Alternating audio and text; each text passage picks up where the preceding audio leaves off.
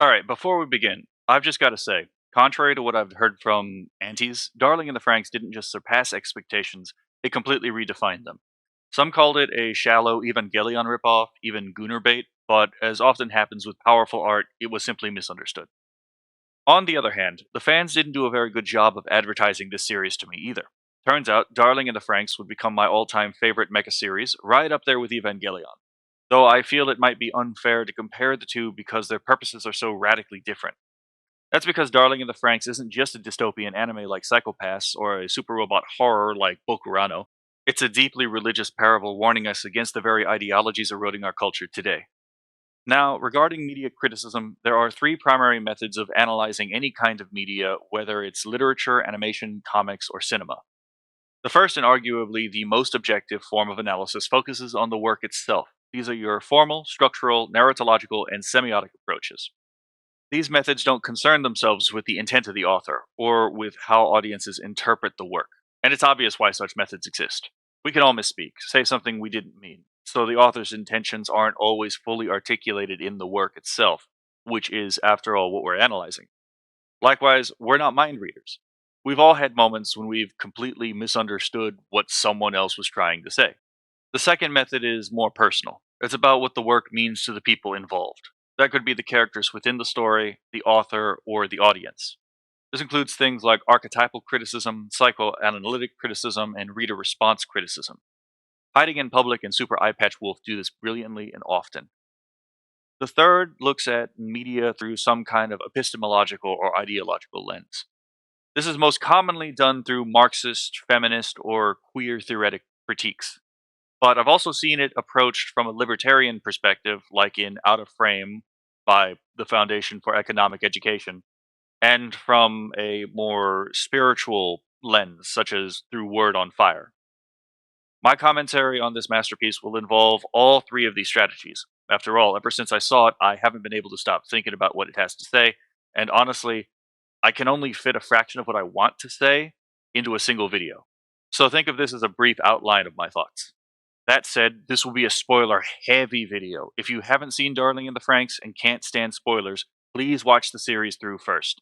Even if you hate it, it's a pretty divisive show after all. I'm sure I'll have something that might help you see it in a different light. And if you already love this show, you might want to fasten your seatbelt because I'm going to be directly naming and discussing a litany of historical figures necessary to understand the underlying point of this remarkably well constructed anime. God, recording this is going to be a nightmare. Section 1 Gnosticism. So, what if I told you the real villain of this series wasn't just a totalitarian dictator, an alien invader, or a bunch of kaiju, but a vampire masquerading as God? Before we begin a deeper analysis, I should probably confess up front that my take on this work is filtered through the theoretical framework of Eric Voegelin, the German American political philosopher and phenomenologist whose comparative analysis of ideologies, especially his critique of Gnosticism, is foundational to how I understand the genealogy of religion and ideas and ideologies. So, to be clear, Voegelin's Gnosticism is not just about ancient Christian heretics. It's his term for any worldview that claims the real world is a flawed carceral construct and that some secret knowledge or technique can remake reality itself. In this context, Gnosticism has three essential doctrines. The first is self victimization, the belief that you were flung into your circumstances by powers that are either indifferent to you or actively against your well being. The second is anti realism, that what you know through your senses, this ordinary reality, is unreal, a hyper reality estranging you from the real.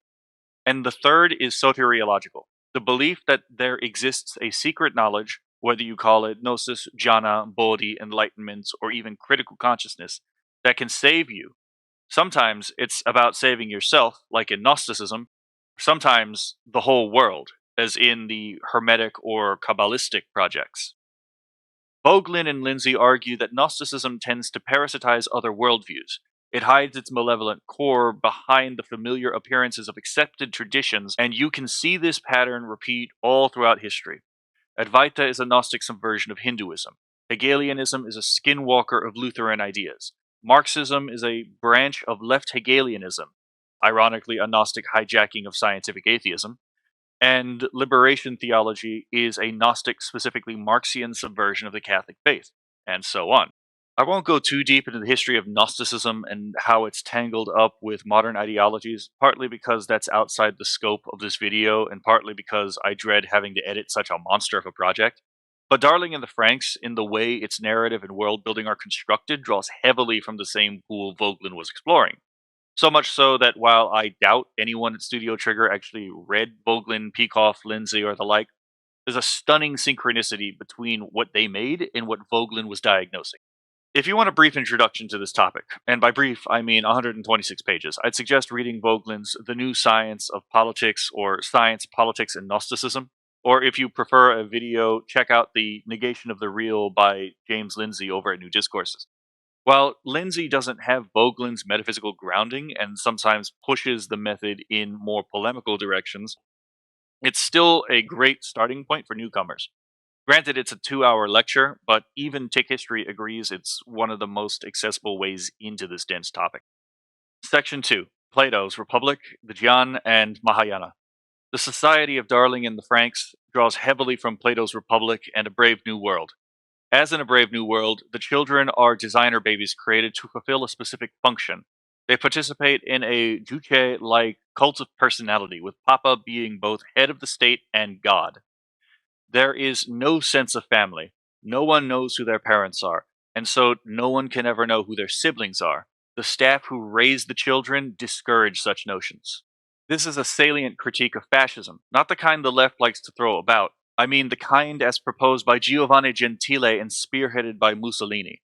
Fascism, for those of you unaware, is not simply right-wing, nor is it Nazism, though Nazism is a sister crypto-religion to it, as well as Marxism. Fascism is the political consequence of actual idealism, which holds that the collective of all human consciousness literally generates the universe.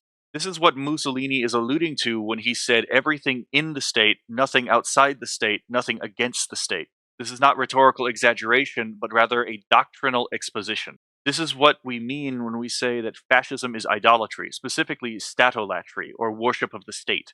The state is literally God because the state is the human collective from which the world itself is generated. And if that sounds like it leads to circular reasoning, that's a feature of this kind of Gnostic drivel, not a bug. Although Papa's role is less Mussolini and more Kim Il-sung, Adolf Hitler, or the Emperor Hirohito. Papa himself is God. He causes the weather. He hears prayers to bless meals. He orders society. Therefore, Ape, the state, is the agent of God in the world, as Ape is servant to Papa. I do feel as if I should point out that the emperor system of Japan, while it may mirror some post-Hegelian thought, is actually an independent convergent evolution stemming from Kokugaku. I'll link to a brief introduction about that in the description. Back to the show. In this culture, the life of man is of no intrinsic value. All human value is extrinsic. The value of your life is measured against how optimally or wholeheartedly you choose to live and die for the utopia, the end or purpose of history. The value of your life is measured against how much or little an other, in this case a god ruler, it doesn't matter that it's a false god, values you.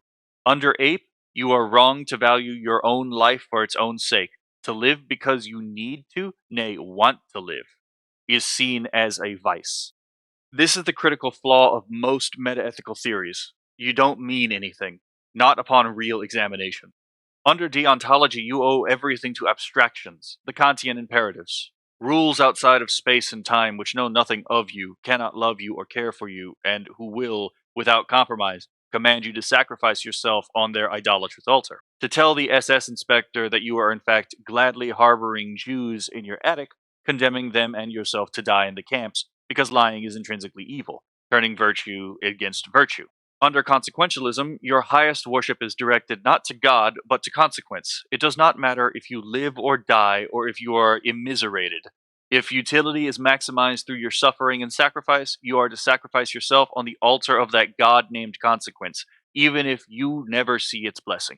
Under utopianism, what Ape operates under, your highest worship is directed to the enlightened man at the end of history. History will use and discard you to its own ends and likely forget your name in deep time.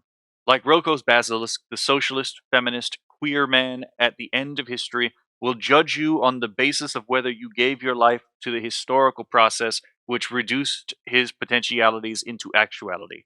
Although you yourself will never be blessed to enter into utopia yourself, you must live and die for gods who never loved you. Under divine command theory, it is the commands, not the nature of God, which demands the highest fidelity. The only reason the human being is valuable is because God commands that he is. But those same people will criticize Islam for believing that God, the fount of all being, psychic, material, and moral, can command what we see if Islam is true, which, mind you, it's not, to be evil, exposing that they do in fact believe God can be judged by man as evil. God may love you, but it's not because you are lovable. Plenty of theologians are very clear that there is nothing lovable about human beings, and that we are only lovable because God loves us, which, despite being a clear contradiction, actually falls into the same error we just discussed. You are a disgusting thing, utterly contemptuous in your being, and the only reason you are worth loving, if at all, is because another declared you to be.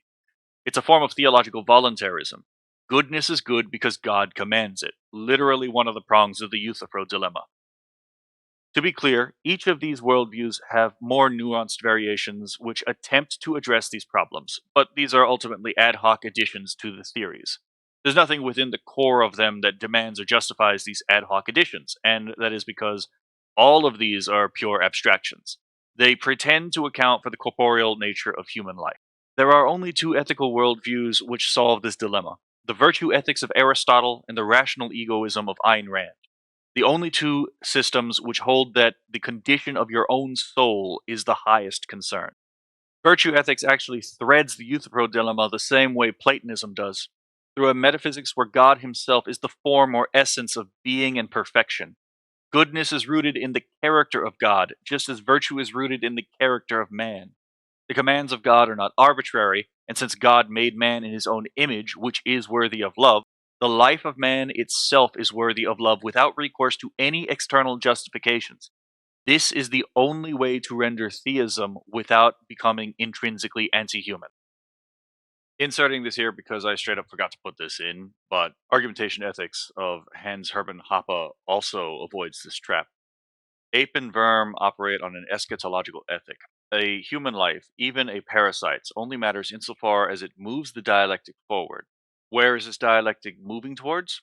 Nirvana, spiritual suicide, the complete dissolution of the self into emptiness, shunyata, which is at once the all and the one. Seeking nirvana for all, the Bodhisattva path, may seem like a noble path at first, but it crumbles upon inspection. One of the most heartbreaking scenes is when Zorome meets his mother, and neither of them recognize each other. Another is when Kokoro and Mitsuru's minds are wiped after falling in love, which is framed as not only tragic but monstrous. Yet these are attachments requiring dissolution to achieve nirvana.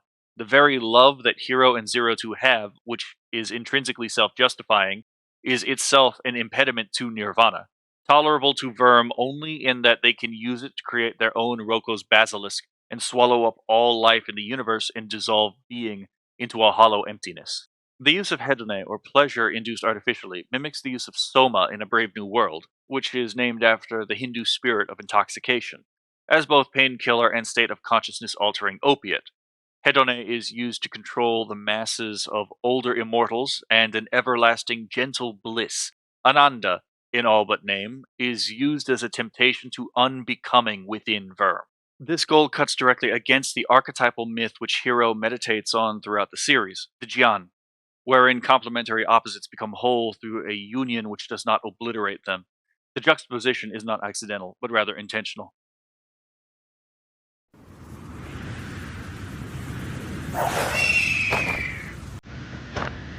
The Jiān, also known as the bird that shares wings, only possesses one wing.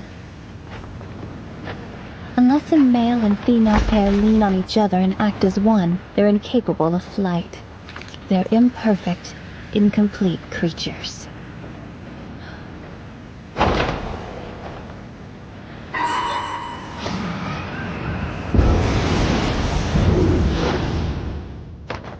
But for some reason, their way of life struck me as profoundly beautiful. It was beautiful, I felt. Hiro may not have valued his own life for its own sake at the beginning, but he does value other people as if they are intrinsically worthy of being loved. And when they eventually reject Papa as a false Papa, they are on the road to relearning that their lives are worth living for themselves. Papa's approval is not needed. This is a story about people rediscovering that human life and individuality are intrinsic goods worth loving in themselves. Section 3. Darwinism as Gnosticism. Darwinism isn't just a scientific theory. Rather, it's an alternative creationism masked as an atheistic science. It's itself a kind of Gnostic religion pretending to be purely materialist, and this becomes obvious when you see how it's ballooned far beyond its original biological scope. Universal Darwinism is a worldview that spills over into quantum Darwinism, cosmic Darwinism, literary Darwinism, social Darwinism, mimetics, and so on. This isn't just about natural selection in biology anymore, it's a totalizing philosophy. The one that turns competition, what Heraclitus would call strife, Marx called struggle, and Hitler called Kampf, into the ultimate engine of history. And here's where Voegelin's framework is so helpful. Darwinism, once it morphs into this grand philosophy of history, becomes just another Gnostic myth. It claims the raw material of the world and of humanity itself is fundamentally imperfect and must be pushed forward by struggle and conflict until it evolves into something higher. It's worth pointing out that the modern theory of evolution isn't even strictly neo-Darwinian. It's actually a modern evolutionary synthesis which tries to bridge neo-Darwinian mechanisms with implicitly non-Darwinian elements into a single framework. But that's a rabbit hole for another video. The point is, there have been alternative models running in parallel to Darwinism, from Alfred Wallace's theories to more recent restricted intelligent design, and that alone is enough to show that evolution and Darwinism aren't synonymous. If you want a deeper dive into this, I'd recommend Tick History's Did Darwin Cause Hitler? The Eugenics Debate. One of the many sources he cites is a paper titled Was Darwin a Creationist?, which you can find in the National Library of Medicine's archive. And Tick History is consistently transparent about where he gets his information, so it's a solid place to start. The important takeaway here is that social Darwinism, the idea that Darwinian principles apply to economics and class so that we can steer human evolution by manipulating which social groups reproduce, led directly to eugenics, practiced famously in Germany but also in the United States, targeting minorities deemed undesirable. This should make it clear how much this undermines the intrinsic dignity of man. It reduces people to instruments in a historical process, means to an end, not ends in themselves. Apes' stated goal is literally the control of human evolution. In the backstory, they explicitly manipulate economic classes, pushing humanity into sterilization in exchange for the promise of immortality. And the reveal of apes' true origins and purpose situates them right inside a hermeticist vision of cosmic evolution. This atomized immortality is just one stage in the supposed path to enlightenment. The elders of ape get to taste the Devaloka, the life of the gods, before they are discarded as history marches on towards the Omega point. Through the use of magma energy, a literally chthonic or underworld power, they make a specific class of humanity, those who reject religion, relationships, and reproduction, into functional immortals. They promise this is the final perfected state of man, a utopia where heaven, nirvana, or moksha is pulled down to earth. It's the Gnostic dream of immanentizing the eschaton, dragging the ultimate end or purpose of history into time by sheer human effort. And later we find out that magma energy isn't just some fantastical power source, it's the literal life force of a race of rational souls who existed before humanity and were nearly wiped out by an alien invasion. This detail becomes crucial later in the story. Because these Klaxosapiens are a mirror to apes project, they made the same catastrophic mistake, though for opposite reasons. To defend themselves from an alien threat, they took evolution into their own hands. They instrumentalized and transformed themselves, and in the process of transforming what they were, they destroyed themselves to save themselves. This especially Hegelian view of man as something temporal, existing to be used and discarded by history in its drive towards resolving contradiction, conflict, and struggle, explains the complete dehumanization of the parasites. Even their designation isn't just a comment on their biological interface with the FranXX, it reflects their role in a historical dialectic, where individuals are simply tools to reach some ultimate telos function or purpose. Ape sees the parasites' only value as their contribution to creating this enlightened state of man. And since the Klaxosaurs stand in the way of this enlightenment, the parasites' only value is insofar that they can eliminate them, or become martyrs to advance the process. But outside that, the parasites have no dignity of their own. The very city, the supposed utopia they fight and bleed for, was never meant to include them. They were promised that once they grew up, they'd join the adults in their pseudo paradise. But that was a lie. The parasites are genetically engineered to never live long enough for that to happen. And it's painfully clear that if Ape succeeds, they'll simply discard the parasites as an undesirable, though temporarily useful, class of idiots of their own design. I guess you could say Ape made a monkey out of man. Also, the seven sages of Ape formed the Lamarck Club. So the process of controlled evolution isn't just about the macro evolution of the human race, but the evolution within the self which radiates outwards into the future, an alchemical process to redefine man in his very species being. Section 4. The Spellbound Partner Killer. There is one area where the Jiān imagery is complicated: aggressive mimicry, where the predator imitates the prey to lure them in to be consumed. This has no mythic basis, but is a visual metaphor I propose to examine Zero Two as a partner killer. Given how the pairing of the pistil and stamen, literally named after the reproductive organs of a flower, are meant to emulate and subtly mock the complementarity of man and woman in marriage, this has implications for how Zero Two was treated at the beginning of the series. She is assigned to pair with various men to co-pilot with her, but no one ever lasts more than 3 rides with her, as she ends up consuming their life force. Zero Two's whole motivation is to find her darling, and to become the same kind of being that her darling is so that they can be together. Ape, in assigning these stamen to her, are instrumentalizing both her and the stamen. The stamen know very well that pairing with her is a death sentence, but the value of their life is defined by their usefulness to the cause. None of these men she was paired with saw her as a person with intrinsic dignity, nor did they see value in their own life. Hiro was the first stamen to see Zero Two as a person, not an instrument, and this is what drew Zero Two to him. And her presence brought him to life in a way that the cult he was raised in never could. But I titled this section Spellbound because that's what Zero Two is. You see, the way that Gnostic wizards operate is that they become the very archonic demiurge they claim to be against, and by negating the real, convince their victims that the real is actually a creation of an archonic demiurge, while the wizard's hyper-reality or false reality is mistaken for the real itself.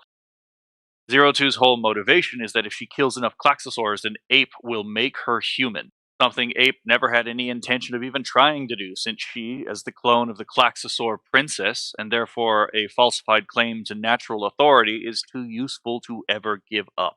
It's a dark fairy tale logic, like the Little Mermaid who believes suffering will buy her humanity, except Ape never intended to grant Zero Two her wish. A deception spun by adults for a little girl whose only beautiful thing was a picture book she couldn't read, and the memory of a boy who treated her as if she was precious in herself. A memory wiped from the boy's mind, but which survived brainwashing away in the girl. A slip-up that Dr. FranXX allowed because he sees the value in memories of being beloved, both in themselves and as instruments of manipulation. Of course, Zero Two doesn't know that Hiro is the same boy she's looking for, and manipulates him for the purpose of finding the boy she beloves. And she almost kills him, ironically, in pursuit of him. The climax of the midpoint of the story is when the memory manipulation both Hiro and Zero Two were subjected to finally cracks through a psychic connection. When Hiro realizes that he is Zero Two's darling from her memories, and in sharing that memory with her, she stops from feeding off his life, and his life is spared. Zero Two is racked with guilt and shame through a series of misunderstandings rooted in them seeking each other out and meeting again under terribly miscommunicated circumstances. They separate. But deep down, they still love each other, and eventually, Hiro finds his way back to the girl he loves, and who has always loved him. They reconcile through tears and mutual apologies, and their relationship is stronger after both take accountability for their own faults in humility towards each other. On a side note, all the Ichigo haters are utterly unreasonable. I'm not sure why people have a hard time understanding that her reluctance to give her best friend and crush over to a woman who has a history of killing her partners, who is demonstrably inhuman, and even more especially when she almost killed him, factoring in all of what little information Ichigo actually had to go on in any given situation, she demonstrated remarkably reasonable judgment.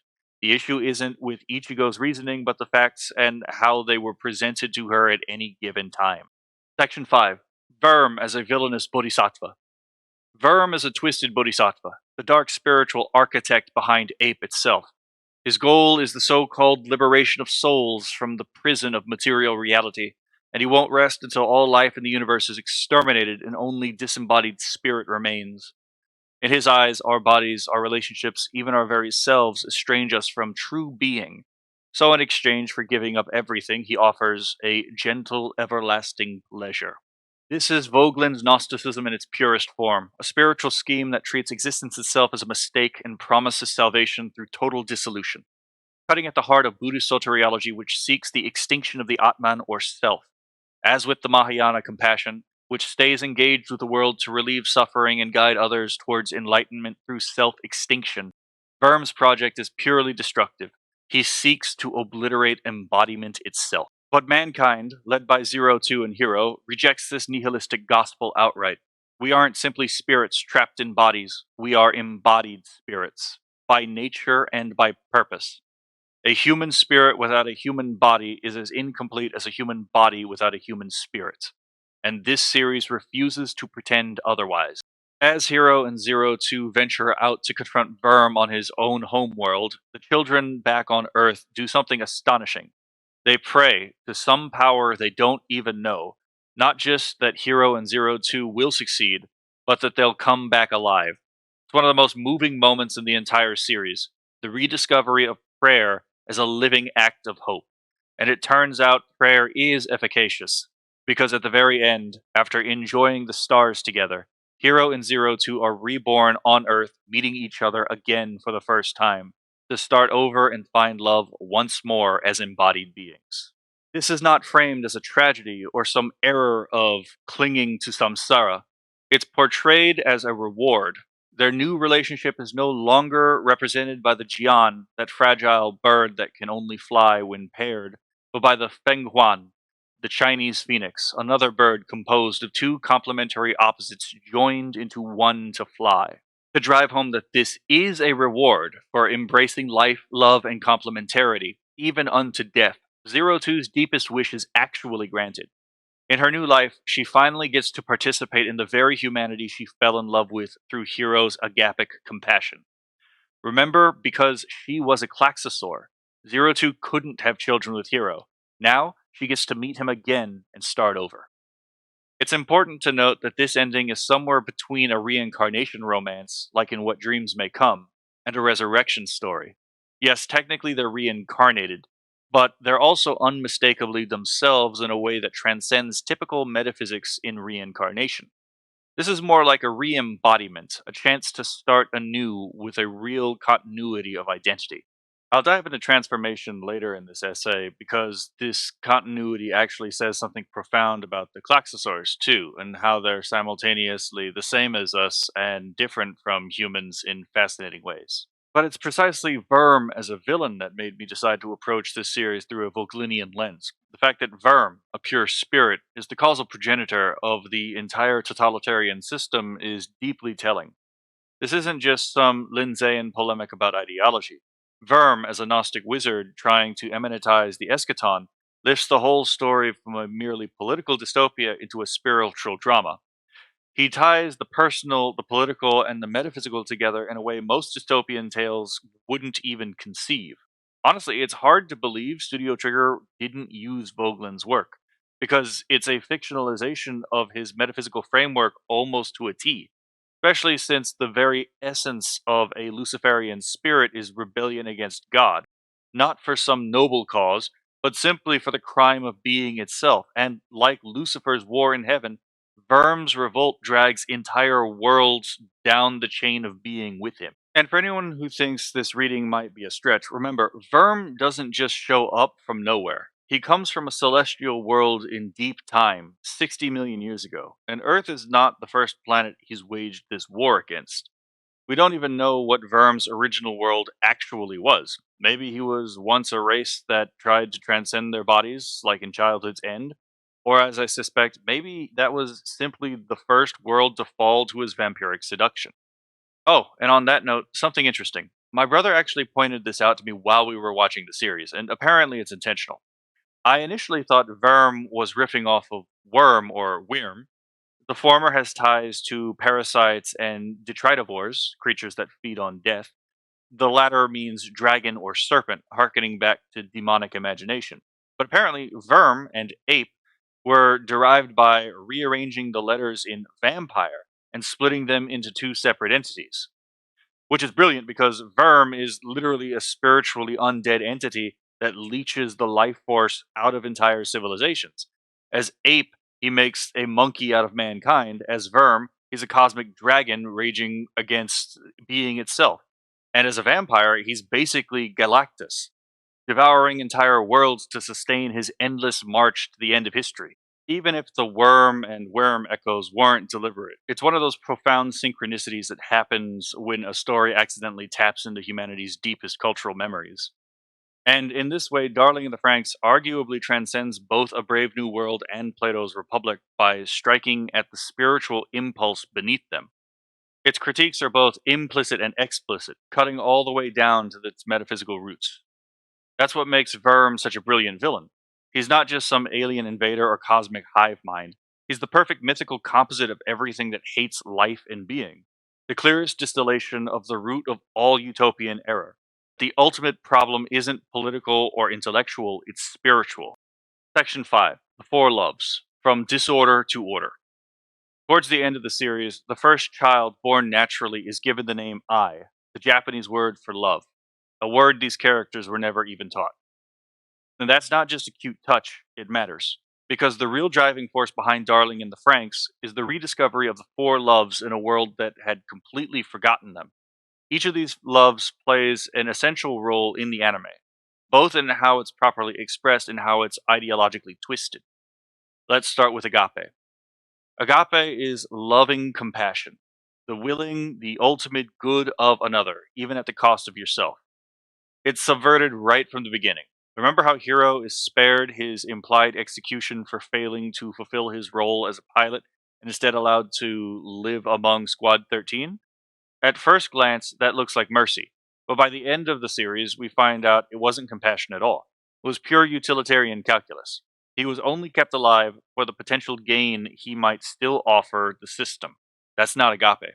Then there's Storge, the love between family members. Ape twists even this. Papa is the only parental figure the children have ever known, and he's worshipped in place of God. They believe he controls the weather, brings them health. He's replaced God the Father with himself, usurping universal paternity. Outside Squad 13, there's no real sense of family at all. And even within the squad, it's something they had to painfully discover on their own. It wasn't given to them. In the flashbacks, Hiro instinctively treated the other children like siblings, but the adults immediately discouraged this impulse. The only family narrative allowed is that they're all Papa's children, born not to flourish, but to die for him. Now let's look at philia, friendship. Even this is systematically suppressed. In the garden, the children were actively discouraged from forming bonds. They weren't even allowed to give each other nicknames, because names humanize. Names make you someone, not something. And that's central to the Hegelian and post Hegelian view of history and using individuals for larger dialectical ends. Philia is replaced by solidarity. Before we tackle Eros, the most misunderstood of the four loves, we need to define what love actually is. People confuse the experience of limerence for love. That powerful, all-consuming passion that can wreck marriages? That's not love. That's limerence. It doesn't last. As I once had to explain to a friend, limerence exists just long enough to make a baby. That's it. Real love was better understood by the old scholastics. Love is not a passion, but a decision, an act of the will. To love is to will the supreme good of another. Now, let's talk about Eros. Ape quite literally weaponizes Eros. They instrumentalize it for their own theosophical ends, not letting it bloom naturally, but managing it to serve the state. Think about it. Two pilots are paired off, male and female. Their cockpit's positions are blatantly Freudian, and if they want to change partners, they have to get permission from the chain of command. The message is clear. Your relationships and deepest desires are subordinate to state control. Even the doggy-style imagery of piloting the Franxx plays into this. It reduces Eros to animal instinct, subtly mocking Eros by portraying it as something that debases you into a beast. which makes sense given how thoroughly Ape dehumanizes the pilot. They're stripped of names, reduced to numbers, and literally called parasites. By reducing something as sacred and deeply human as Eros to an instrument for operating a tool of war, Ape strips Eros of its mystery, its dignity, and turns it into just another function of the state, literally treating the union of man and woman as nothing more than means to usurp authority over the FranXX. This is exactly what Voegelin was critiquing, taking something transcendent and forcing it into the service of utopian schemes. It's also why puberty and the sex drive are suppressed in the adults. The only reason Hiro and Zero Two's bond is allowed at all is because, as Dr. Franks explains, when the male and female factors combine and their hearts become one, the Iron Maiden will reveal her true form. In other words, it was just more advantageous for Ape to allow this arrangement because it allowed them to advance their anti-human goals. It doesn't mean that Ape has any positive view of it. And yet, despite Ape's best efforts, Eros breaks through. Kokoro instinctively sees the birth of new life through natural means as something good in itself, embodying hope in human life. Not just symbolic immortality, but the fulfillment of her deepest telos, to nurture. Her hope is quickly crushed when she's caught with an introductory book on pregnancy, which is treated as subversive pronatalist contraband. Because if you're going to control human evolution, you have to seize the means of reproduction, forbid procreation, and you can fabricate each new generation exactly as you want it. Eros and Storge together are so dangerous to the Gnostic project that Ape sends literal secret police to arrest Kokoro and Mitsuru for trying to marry. They even authorize lethal force. Because, in the Gnostic view, if the material world is evil and the abstract or Platonic realm alone is good, then marriage, which quite literally unites bodies to create more embodied life, becomes intrinsically evil. This is because the embodied love of another places us within our bodies, and a good family offers a reason to live in the real, to reject the hyper-reality. That's why it must be controlled and subverted from its natural ends. A good family roots you in reality. It gives you something so worth living for that you'll reject the hyper-reality Ape is selling. That's why it must be controlled. When Kokoro and Mitsuru's memories are wiped, it's played straight as horror. It's so horrific that it drives Squad 13 to openly reject Papa, declare that he's no longer their Papa, that they know he's no god. And how do they know he's no god? Because they finally see how he estranges man from himself, cutting them off from themselves as embodied beings and personalities with continuity from past to present rooted in reality. By the end of the series, Storge returns to its proper place with the birth of the first newly natural generation. Most notably, the birth of love, a word we were never taught. This series isn't subtle about Eros either. All those sexual undertones baked into piloting the FranXX actually make thematic sense. It shows that sex divorced from love is ultimately hollow. We see this when the crew tries swapping pistols and stamens to experiment with new pairings. It completely undermines their function because Eros can't just be assigned. It has to be freely experienced and chosen. That's the entire point behind Mitsuru leaving Futoshi for Kokoro, or Hiro rejecting Ichigo for Zero Two. Love isn't compelled by arrangement. Even Ichigo's gentle rejection of Ikuno's lesbian affection shows that. They all play out differently, and each person is rejected for different reasons, but their being assigned to each other does not obligate them to each other. These are kids who weren't taught about Eros, whose puberties were actively suppressed so that they could become human sacrifices. Of course, rediscovering something as primal and wonderful as Eros would lead to in-group tension. Hell, it causes exactly that among us who live in a world which actively remembers Eros. But by the end of the series, Eros finds its proper place again, as humanity rediscovers love, marriage, and childbirth. This series also rejects the fantasy of soulmates. Souls are not bound together through fate to be with each other. Love is a decision that requires recommitment over and over again. And if your first passionate love rejects you, you can find love again. Ichigo becomes a mother long after she loses any chance to be together with Hiro. Futoshi is happily married with his own children. Ikuno gives up her chance for a relationship so that her friends, the closest thing she's ever had to a family, can live normal lives beyond their pre-programmed lifespans. It's a profoundly pro-human view. There's one episode in particular where the stakes implicit in the complementarity of man and woman is made apparent. One which illustrates that gender class conflict is an artifice and intrinsically anti life. I usually hate boys versus girls episodes because they're usually vacuous, unfunny, and downright antithetical to the reality of the relationship the sexes have with each other. But Darling in the Franxx does this microplot brilliantly. Partly because no one is totally at fault once you remember that the characters have a limited understanding of each other and events, but also because the interaction between Hiro and Zero Two is utterly delightful throughout it. But what makes it shine is how it ends. All their petty conflicts are suddenly dwarfed by the truth. They literally need each other to survive. They found out the previous Squad 13 was completely wiped out. There are now consequences for failing to cooperate with each other. Death. Not through state imposition, but from the fact that they need each other. Cooperation doesn't guarantee survival, but a lack of it guarantees their life's end. Turns out, man and woman aren't rivals. They're complementary. Genesis, Aristophanes' myth in Plato's Symposium, even basic biology. All of it tells us the same thing. Split them apart, and you go extinct. There is no hypermasculine hero or girl boss hero who can save the world. The continued existence of the human race is predicated on the mutual cooperation of the two sexes. That's not up for discussion. And this is the reality of the human race. Every generation of good parents is a guardian at the gates, holding back the barbarians and the void of extinction all at once.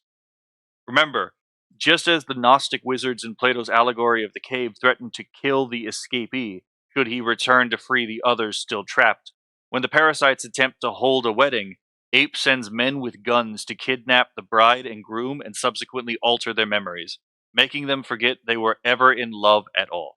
And once again, the horror of reproduction divorced from love is highlighted. Kokoro finds out she's pregnant but doesn't remember what pregnancy is, how it happened, or who the father is. Meanwhile, there's also a profound horror on the other side. Mitsuru discovers he's the father, but has no idea how it came to be. Then, in a horrifying scene, Kokoro learns she can't pilot anymore unless she aborts the child he doesn't even remember conceiving. And the adult nurse, with clinical coldness, refuses to advise her either way, abandoning her to a horrible state of confusion and conflicting obligations. Either care for this child and become powerless to protect your friends, or kill this child and continue to protect your friends. This is the same girl who felt called to motherhood after finding a book in the ruins, who argued that motherhood was ontologically good even when Ape branded it subversive, who seduced Mitsuru out of a genuine longing to create something that would endure after they were gone. Ultimately, Kokoro decides to keep the child, no matter what. Mitsuru chooses to stay by her, not out of obligation, but because he wants to. They want to love this child, however it came into the world. They want to leave something behind. They want to love this child. And that's why this is a fundamentally pro-human, pro-natalist, pro-life anime. It affirms without shame that romantic passion, human life, marriage, and childbirth are all intrinsically good. VIRM believes that being itself is a crime, disguising despair as enlightenment, but Kokoro and Mitsuru choose hope over extinction. Even Dr. FranXX, who rejected so much of his humanity, still performed an act of agape, saving thousands of failed parasites from extermination by locking them in suspended animation. A twisted soul, yes, but still capable of metta, the Buddhist word for loving compassion. Section 6. Sekaikei. Love is destructive. My favorite genre of anime and manga, when done right, is the Sekaikei, a genre of apocalyptic storytelling wherein the relationships of love within the cast decide the fate of the world. A notable example is Neon Genesis Evangelion, wherein the ending of the anime series, the films, and the manga, Shinji's decision to ultimately reject the Mahāyāna's design of the human instrumentality project is informed by his relationship with his family, friends, and love interest. Another is Scrapped Princess, which revolves around a young girl, Princess Pacifica, who is fated to destroy the world on her 16th birthday. But it turns out that these stakes don't make her death any less catastrophic for the people who love her. Then there's the Big O, whose central plot hinges on breaking out of a time loop, which is only possible through the relationships cultivated throughout the show. The ending features Roger Smith negotiating for the end of an eternally cycling despair with an angel, Big Venus, who is the memory of having been loved, and the Gnostic spell is finally broken, returning linear time from the tyranny of eternal recurrence. Evangelion's ending, especially the final movie, is entirely contingent on the relationship between father and son, a father in despair and a son alive with hope. The metaphor is about as subtle as a hammer to the face, but it's still a powerful story, made more powerful as it is the reflections of a man who was once in a deep despair, who has found his happiness. Moreover, Mari, a woman alien to despair, pulls Shinji out of the world of Evangelion and into reality as the world is being deconstructed around him. So a son's love for his father saves the world, but it was a girl's love for a boy which saved him. Depending on how strictly you define the term, you could bullshit Cardcaptor Sakura into this genre as well, given that the looming threat of everyone losing their memories of the people they love most is treated as a sort of end-of-the-world style threat. Darling in the FranXX takes this to another level. The four loves come together to oppose the Luciferian vampire who swallows worlds. Our heroes, a mecha Jiān with 02 as a mecha and Hiro as a pilot, are the ones who actually defeat VIRM, cheered on by the prayers of what remains of the human race back on Earth. The personal is made cosmic, and the cosmic destiny is contingent on the personal. This is because it is the essential nature of love that it is directed towards another. It cannot exist unless the other does as well. So love itself necessarily opposes the eschatological project VIRM has set up, which would make love impossible. This here is why the Sekaikei is the summit of apocalyptic literature. It is apocalyptic in both the sense that it involves the revelation of a hidden truth and the end of the world as we know it. But it does so in a way that unites the cosmic with the personal inextricably. Section 7. Till Death Do Us Part. I've enjoyed my fair share of romances. Toradora, My Fair Lady. But if I'm honest, I've never found them all that convincing. My belief in the love of the characters was more like suspending disbelief, the same way I believe Superman can fly, or totally buy into a VTuber's kayfabe. It's not that I thought their love was impossible within the story, it's that I struggled to believe such love could exist in reality. Then came Darling in the FranXX. It didn't just suspend my disbelief, it put forth an argument for love so profound that to this day I haven't been able to rationalize it away. I'm not going to get too personal, but when you see love destroy men and women alike, it becomes easy to conclude that love, at least as romantics speak of it, doesn't really exist. That maybe Schopenhauer was right, and love is just a cruel trick nature plays on us, a hunger designed to torment us into carrying on the cycle of pain. Growing up, my philosophical education was absurdist despair. It wasn't until I went to college that I was introduced to thinkers who could dismantle the absurdist hyper-reality that spellbound me, and even then, I'm constantly having to fight against the Gnostic impulse to despair, because the wounds of absurdism or cosmic orphanhood run deep. But there's another philosopher whose thought is even more dangerous to nihilism than Voegelin's, C.S. Lewis. Lewis argued from the very purpose of desire. He pointed out how every innate human longing points to something that can satisfy it. Hunger proves the reality of food. Thirst proves the reality of water. Breathlessness proves the reality of air. Apply this to the four loves. The desire for friendship points towards the existence of philia. The desire for familial approval points to the existence of storge. The desire for a family points to the existence of eros. And the desire for mercy points to the existence of agape. Moreover, they point to some unknown thing that can satisfy such desires. And the desires to find a complement points to the complementarity of man and woman. That's why I know, in the marrow of my bones, that there exist women who can genuinely love men. Because, as Lewis would say, I would not be haunted by this longing if there were not something real that could satisfy it. Darling in the FranXX was like a sledgehammer to my calcified heart. It reminded me of something I had tried to bury, that deep down, I wanted to find a woman worth living for, and worth waiting for on the other side of eternity, should I die before her. And I wanted to be the kind of man worth living for, worth waiting for, should she go before me. Someone worth dying for, so that it is beautiful to live. Someone who can tolerate my rough edges, and who I can tolerate the rough edges of. In short, I want to find my darling. And this is where Voegelin's critique of Gnosticism cuts deep, because the Buddhist and Schopenhauer are wrong. Just because desire leads to pain doesn't make it fundamentally evil. That's the oldest Gnostic instinct, to see suffering and conclude that being itself is a crime, to seek to unmake desire so we won't hurt. But as Voegelin would argue, this is to flee reality itself. It is suffering, rightly born, that purifies love. It's what transforms desire from mere limerence, that short-lived passion designed only to last long enough to make a baby, into something transcendent. Ignoring the purgative function of suffering simply leads to a meaninglessness of suffering, which is unavoidable in life. Darling and the FranXX gets this. Hiro and Zero Two's love is far from easy. They hurt each other, misunderstand each other, nearly kill each other. But in surviving these agonies, their bond doesn't break. It matures. Even if heaven is the ultimate fulfillment of the human heart, man has other desires to which his heart rightly longs. After all, Genesis tells us God made man in his own image, male and female he created them. We are made to complement each other. And so the show insists human life is good and the pursuit of life is also good. It needs no further justification than that. Watching this anime made me feel something I never felt watching romance. I'd spent much of my life trying to kill the lover archetype inside me, to amputate that part of myself that longed for union, as a kind of psychological self-defense. I now see this for what it was, a form of spiritual self-mutilation. I'd been so afraid of love because of the monstrous ways I'd seen it twisted that I rejected love itself. After all, with lovers like that, who needs enemies? But the problems I observed weren't illusions. They are real.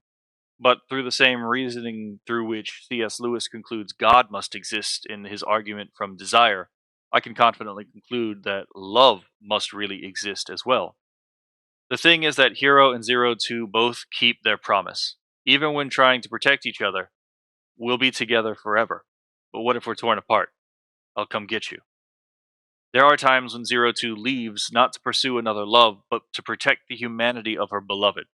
But Hiro always finds a way back to her. Why? Because he's her darling. And that means something. They need each other. Because they love each other.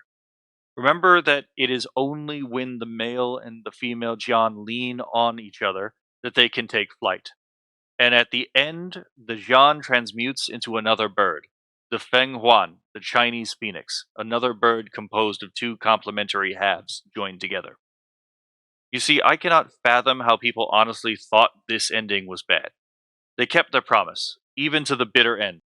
Of course, the wedding dress form of sterlitzia, the sacrament of marriage made cosmic, sterlitzia true epos, has to end with till death do us part.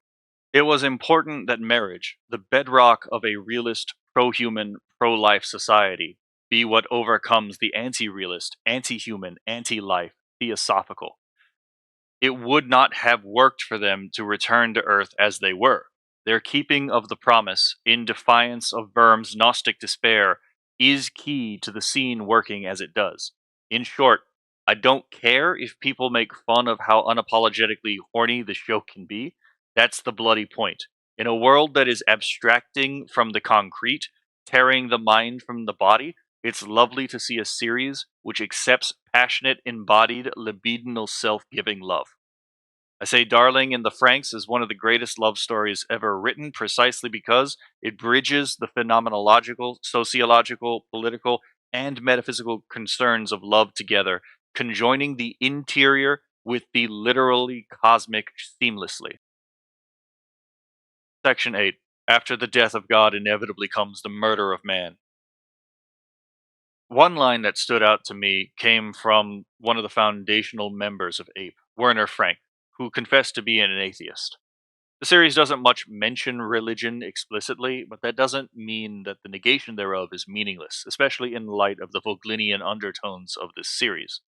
In fact, their mentioning of it as part of the formative background of their Himmler figure is quite interesting.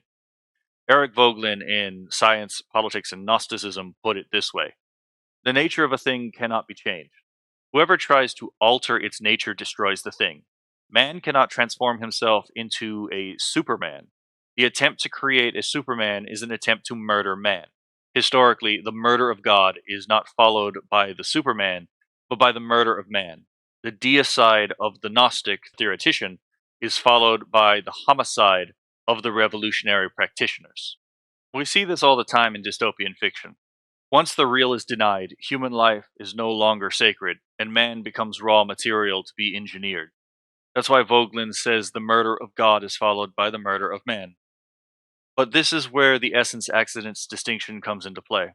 In scholastic vocabulary, the essence of something is what makes it what it is, its deepest nature. Its accidents are its outward, changeable features. A man can lose his hair or gain scars and still be a man. And this is what Zero Two is ultimately afraid of, that being with Hiro will fundamentally transform who he is and therefore destroy the very humanity she fell in love with. Because remember, Hiro is physically changing. His body is literally starting to resemble hers. So, from Zero Two's perspective, being together might erase the very humanity she cherishes in him. He is, after all, turning into a Klaxosapien after being the only Stamen to survive riding alongside her more than 3 times. And she's not unreasonable to think this because marriage does involve a subtle transformation. But outside of the symbolism and in the story itself, he survives her because he genuinely cares about her. No other Stamen ever has, and that makes the realization that Zero Two was herself instrumentalizing him to use him as, in her own words, fodder to find the darling she remembers who showed her loving compassion all those years ago, harrowing. She masked a predatory plan under a lover's guise, and that makes the moment of mutual revelation when Zero Two almost eats up all of Hiro's life force, that Hiro actually is that darling she was looking for, all the more heartbreaking. What follows is a flashback sequence which helps to show how cruel the Gnostic impulse to create utopia to break their way back into Eden is, how they dehumanize their parasites, and how exceptionally cruel they were to Zero Two. And in that flashback, we see that it was Hiro who showed her love for the first time. It's beautiful, cute, and lovely in that tender way childhood friendships are, and it might be the most powerful forgotten childhood marriage promise subplot I've ever seen. They eventually reconcile with each other and grow closer to each other after the reconciliation, because Hiro believes in the redemptive power of love. But even while Zero Two resigned herself to having lost Hiro, she deep down was desperate that what they once had could be restored. And while he does not have the language yet to be able to articulate this, it's clear that Hiro wants to marry Zero Two one day. And while the Klaxosapien distinction might make for an apparently meaningful sci fi distinction, in all the essential qualities, Zero Two has always been human, a rational embodied soul. Hiro survives Zero Two's influence by slowly becoming what she is. Just as Zero Two teaches Hiro how to be more human, Hiro, in a sense, pulls Zero Two's Klaxosaur nature into the human nature by becoming what she is. And in many ways, Hiro provides the very environment necessary for Zero Two to become more human herself through habit formation and love. Hiro and Zero Two transform each other profoundly, but without destroying their deepest essence. Papa, on the other hand, seeks to transform man in such a way that destroys the very essence of man. It reminds me of the ending of Yuri Kuma Arashi, where at the end of the series, instead of forcing the beloved to change, both the lover and her beloved willingly allow themselves to change into what each other are, and that radical transformative act of self giving is the revelatory act which saves the relationship between them.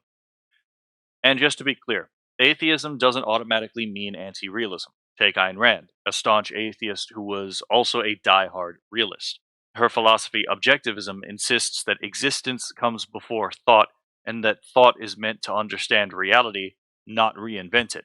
Actually, among atheistic worldviews, objectivism probably has the healthiest relationship with our deep human need for transcendence, finding it in flourishing or eudaimonia, especially the kind of joy that says it might be better to die than to lose someone you love more than your own life. Why do I mention this?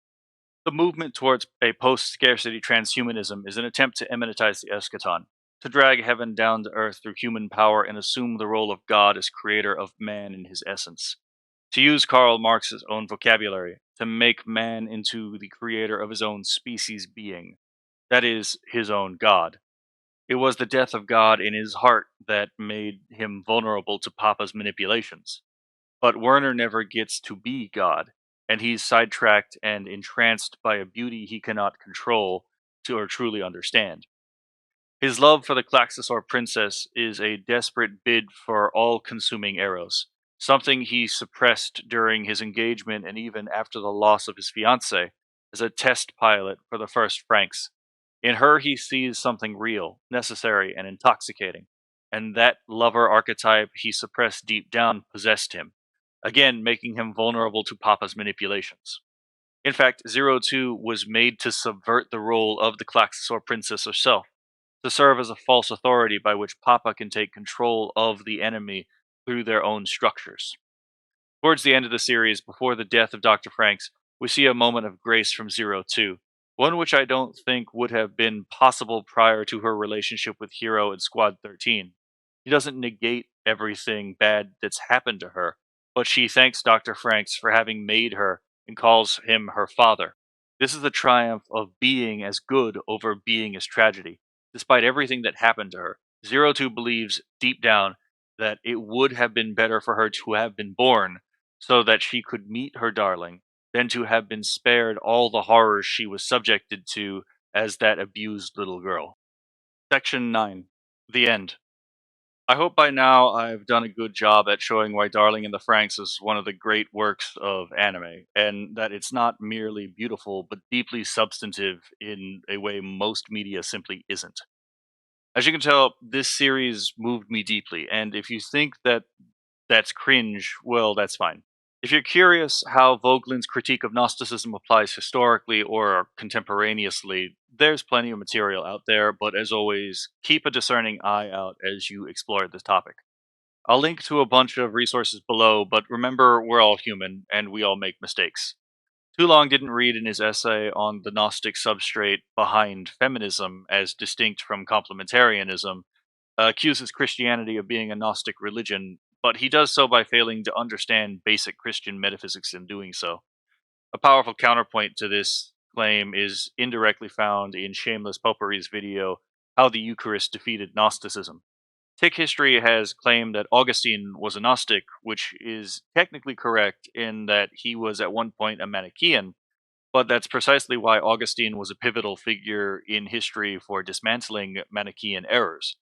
Plus, there's this strange propensity for atheistic Vogelinians like Tick History and Leonard Peikoff to be overly critical of Augustine to prop up Aquinas as some rationalist pillar, which Aquinas was, but Aquinas was also a mystic, and his most cited source in all his works is Augustine, not Aristotle, who he almost always referred to as the philosopher.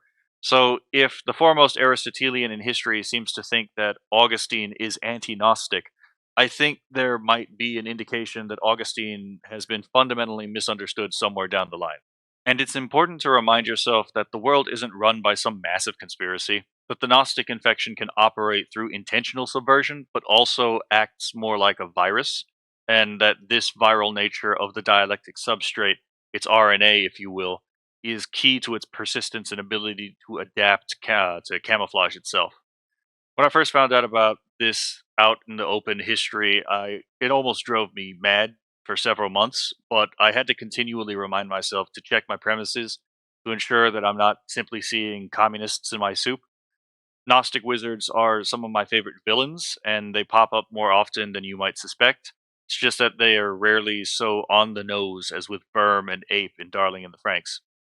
I might return to analyze other media from a Vogelinian lens, but that won't be for a while because I am notoriously undisciplined. But there's plenty of media I could do with this. The Big O, Kill a Kill, Dot Hack Sign, Neon Genesis Evangelion, Fourth World, Soul Finder, Transistor, etc. Even Ultron and Thanos from the MCU qualify as crypto Gnostic wizards, but I've never been a big fan of the MCU, being a comics purist and all. I'm not all that interested in rewatching films I didn't enjoy. So I'll eventually get around to making something probably equally as out of left field as this, but I can't make any promises as to what that might be. Until then, take care of yourself.